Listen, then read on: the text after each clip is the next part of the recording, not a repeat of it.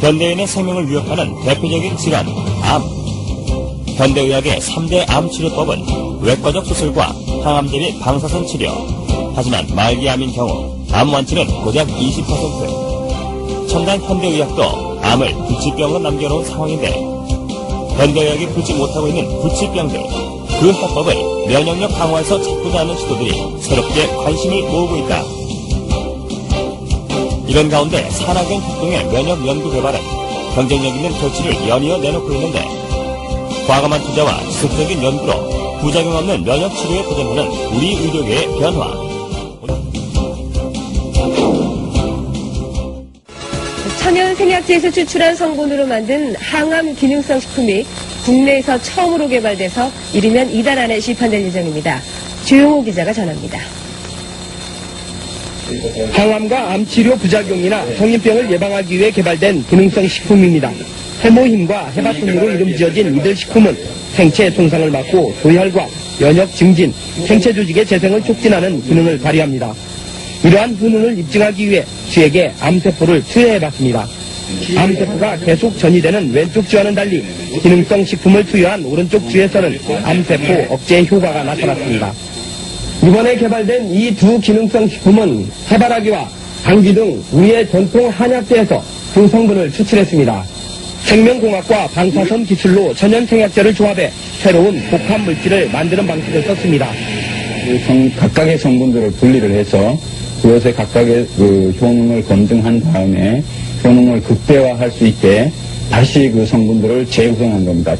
종전의 천연생리 활성물질은 항암 효능에 한계가 있고 독성까지 강했습니다.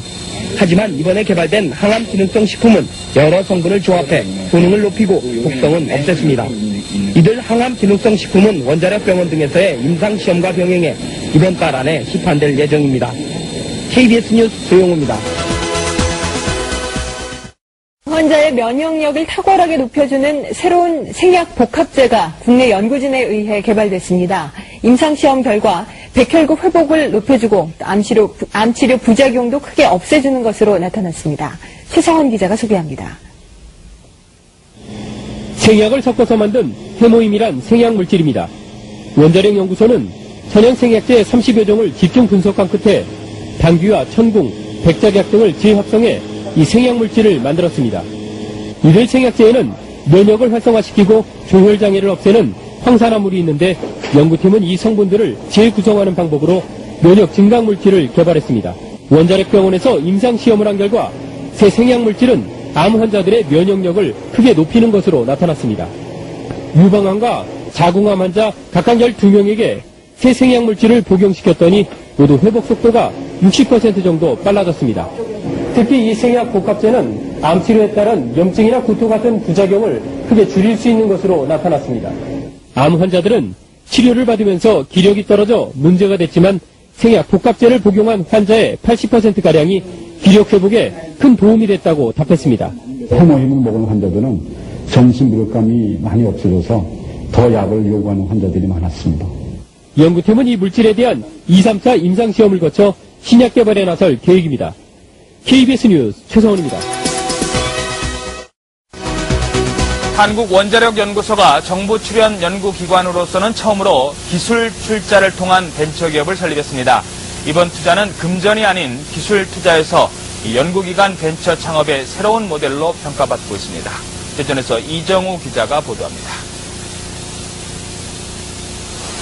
천연 생약 복합 조성물인 해모임입니다.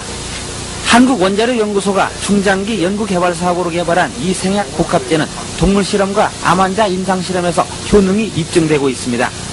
이 물질은 임상실험 결과 면역세포 회복 증진과 염증 등의 부작용 억제 효과가 뛰어나고 방사성 치료에 의한 암 발생 억제 효과도 60% 이상 높은 것으로 확인됐습니다. 암 환자 치료 시에 보조제로 활용할 수 있는 것뿐만 아니라 성인병이나 만성질환 환자들에서 면역 조절 기능 회복에 아주 잘 활용될 수 있을 거로 생각이 됩니다. 이 연구 성과물이 기술 출자 형태로 산업체에 이전돼 벤처기업으로 다시 태어났습니다. 이번 기술 출자는 한국원자력연구소가 직접 벤처기업에 공동으로 참여하는 방식으로 그동안의 단순한 기술 이전과는 다릅니다.